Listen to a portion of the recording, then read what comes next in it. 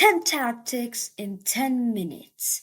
Let's go. But disclaimer, these aren't all the tactics in the game, so if you want to learn more, go check out my other video of 17 tactics in chess. So without further ado, let's get into it. Into tactic number 1, the advanced pawn. It's when you have a pawn that's often one or two moves away from promoting, that your opponent has to do everything to try to stop that pawn from promoting. And in this position, white used that to his advantage by playing bishop takes h6, using the pin on the g7 pawn to threaten checkmate. Black has to respond with queen f6, defending the pawn. And in this position, you might say, you can't push the pawn because there's a queen and a rook defending it, but that's actually incorrect, since the rook has to focus on defending the g7 square, which if black has to take, you just stick back and the queen can't recapture, because if it does, you just checkmate him. So your opponent has to play king h7, and then you could play, like, I don't know, bishop g5. You do anything, it's basically game over. So let's go to the next tactic, cross check.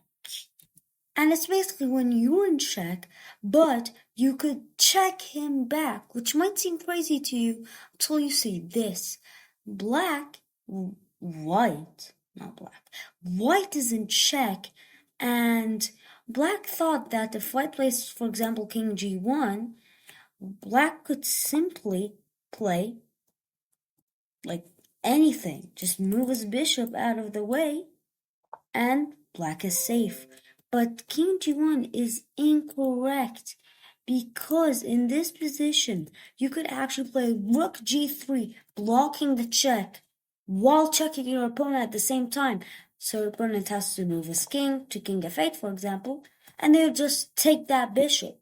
This is a very cool tactic. So let's go on to f2 or f7 weakness. In this position, the f7 pawn is very weak because it is only defended by the king, which is the most vulnerable and weakest piece. And white used that to his advantage by playing knight takes f7. Absolutely brilliant move. Black has to recapture because it was a fight between the queen and rook. And then you just play bishop c7 using the discovered check. Black has to move his king aside, and you won a free queen. Let's go on to the next tactic, interference. This position, white really wants to deliver checkmate, but unfortunately, this bad and naughty queen is not allowing him. And you can't just take the queen, because if you do, the rook would just recapture, and you can't go to g7 anymore. So what you do is you have to block the queen's path to g7 by playing rook d4. And now the black queen does not control f7 anymore and has to play any random move like queen c6, for example, and then you just checkmate them. Let's go on to the trapped piece, and it's very simple. It's literally in the name, the trapped piece. It's when a piece is trapped and has nowhere to go, because anywhere it goes, it's gonna get captured.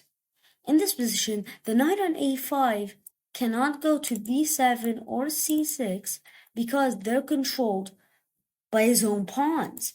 But he also can't go to b3 or c4 because they're controlled by the white pieces. So all you gotta do is attack that knight by playing b4, and the knight can't go anywhere since it's attacked by the knight, and everywhere it goes, it's occupied. So if he just plays knight c4, for example, you just take the knight. So let's go on to X-ray. In this position, you can't take the rook on d1, because if you do, it's simply checkmate, and that's bad. And you can't defend the rook either, because if you do, it's still checkmate. So what do? We use the power of X-ray, which is when you defend a piece through an opponent's piece, and that's what white did. White played rook a1, defending the rook on f1 through the d1 rook. For example, if the black rook took that rook, you just take back, and it works in the other way. If the rook on d1 takes the a1 rook, you could just take it back.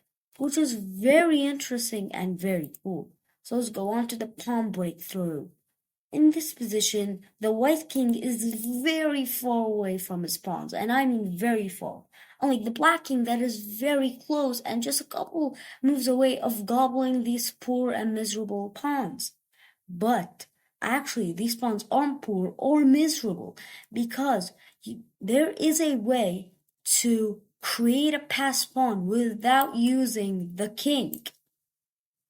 In this position, you have to play b6, and now it might seem like after taking, you just end up in a losing position because the king could just gobble up that, pawn by just going to it. But that's incorrect because in this position, what's wrong with me? In this position, white doesn't have to take back. Instead, white realizes that the c5 pawn is a passed pawn, but it has a small problem. The b7 pawn is controlling the c6 square, which means the white pawn cannot advance. So what you do is you remove the a6 pawn by sacrificing another pawn. Pawn to a6 and the b7 pawn must recapture, and it's an easy queen. Let's go on to the next tactic, situational pin.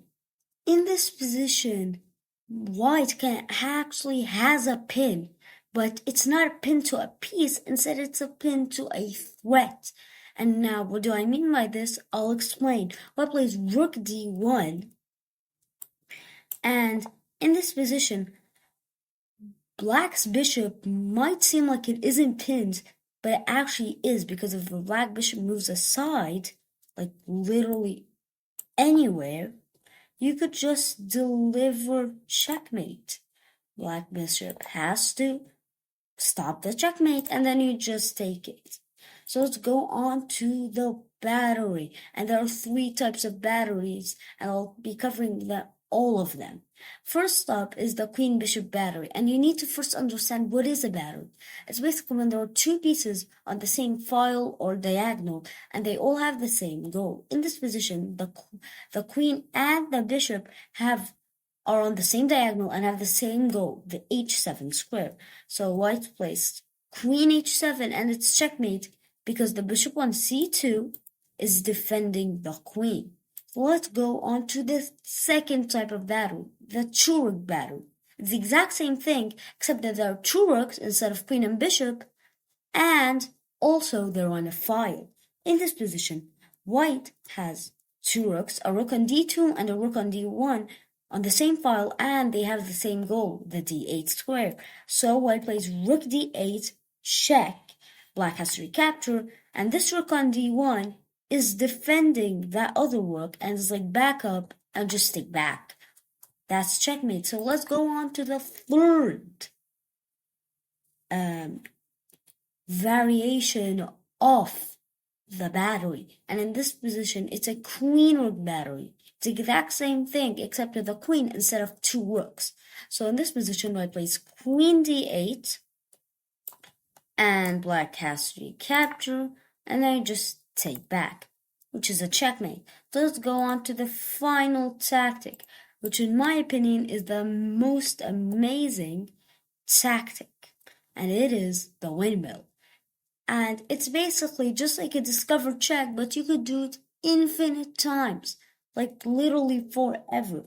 And in this position, white plays rook takes f7, doing a discovered check. Black has to move aside, and then you check him again. Black plays king h8, and you take that e7 pawn. Black has to play king g8, and you check him another time.